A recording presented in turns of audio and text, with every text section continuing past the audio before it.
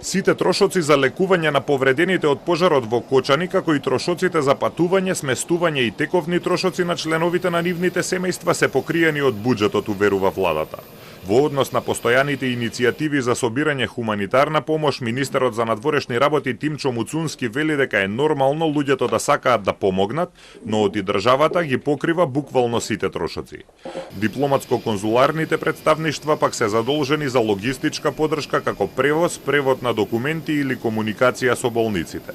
Однапред, ние го резервираме хотелот, ние ги купуваме авионските карти, ги информираме дека за еден мобилен телефон ќе се покријат целокупните сметки во делот на роамингот и сите трошоци што ќе ги акумулираат.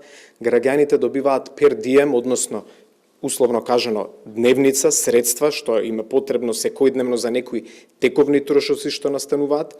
Во моментов има 115 повредени од пожарот од Кочани кои се лекуваат надвор од земјава. Владата покрива трошоци за по 20 членови од семејствата на повредените. Директорот на службата за општи и заеднички работи во владата Ивица Томовски вели дека досега се згрижени 188 членови на семејствата на повредените за да бидат со своите најблиски.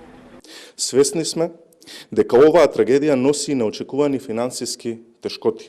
Затоа, како институции, вклучени во овој процес, донесовме одлука за секој настрадан да му биде исплатена сума од 150.000 денари како итна финансиска помош за покривање на почетните и секојдневни трошоци.